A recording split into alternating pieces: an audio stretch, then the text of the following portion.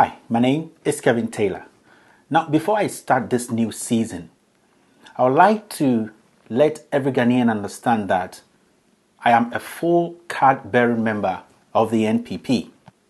I would also like to make it clear that I am not on this show to please anyone, and I am not here to be a slave to any politician or a group of tribes. I am here to tell my fellow Ghanaians the truth. I'm a full card-bearing member of the NPP, and I have every right to criticize this government. Please allow me to finish. This is with all due respect.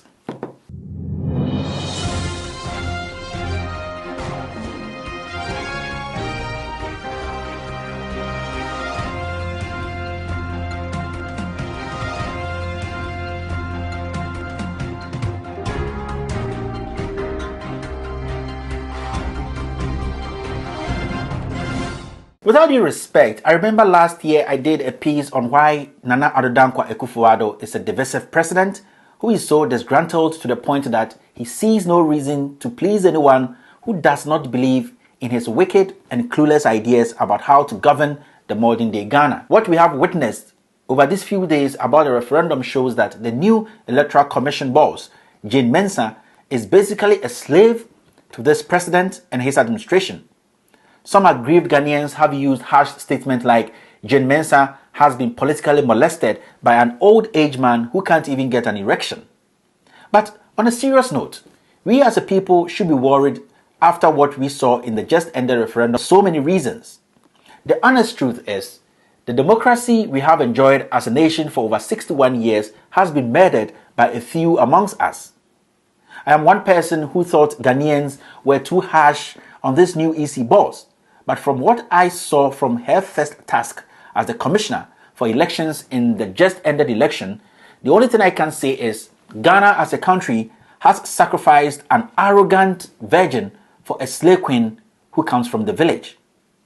I am one Ghanaian who will never in any day play nice with any individual or group of people who will try to destroy or undermine the little democracy we are enjoying as a country just because they want to satisfy the dictatorship instincts of a dysfunctional and disgruntled old man who is closer to the end of his days on earth than the youthful ones who are still planning how to survive the curse of unemployment under his leadership. In my opinion, Ghana is a failed state because we see election rigging as a payback time on our political opponents who once offended our political forefathers. Ghana has leadership crisis. We have citizenship crisis, which should tell us that the days of bragging about our peaceful nation has been bettered by a slave queen. With all due respect, I feel so sad for the young unemployed Ghanaian who is on social media, on radio and on television defending the disgusting video of election rigging, all because they have been brainwashed to think that, whether bad or worse, their political party and their ideologies, traditions, and sometimes blood lineage is what we all have to submit to. We have reduced our politics and democracy to tribalism and lies. My dear young Ghanaian, if you think you are hurting your political opponent by defending this disgusting act, then I am sorry to tell you this. You have murdered sleep as a citizen and you will sleep no more. Our democracy, your democracy, and freedom has been tampered with, and the quicker you react and correct this deadly storm, the better for your future, because in the near future, no one, and I mean it, no one will be wrong to repeat the same wrong of yesterday. Today, the police, which is supposed to uphold the security of this country, are now more or less like dumb idiots who take instructions to prevent the media from covering an election, and we see nothing wrong with it. It hurts because the voice of the people has been taken away to make room for crime and corruption to rule. This referendum has exposed the Electoral Commission and has shown that the EC has lost its credibility to conduct a clean and fair general elections in this country. If anyone thinks that the outcome of this referendum will not affect the 2020 general election, then with all due respect, that person is either dumb, maybe they are acting dumb, or they are born dumb. I don't think this is the time for any reasonable Ghanaian to be speaking the nicest English to explain to we the people that Ghana is a failed state. This is because all the institutions that makes sure that our democracy stands unique and strong is gradually being destabilized by individuals who are always willing to bend over for old, greedy politicians who can't even get simple erection. Finally, with all due respect, today the civil societies, the election observers, religious leaders, and most of all, former presidents and former high-ranking government officials are all quiet because their enemy's enemy is the captain of the ship Ghana today. So what we saw as wrong yesterday is seen as right today. I feel sad and sorry, especially for ex-President Rawlings, because he has shown that his hypocrisy is exceptional towards this government. Today, Rawlings, you are quiet all because your balls are being squeezed by a slay queen whilst a disgruntled old man looks on. You are scared to speak because of your past sins.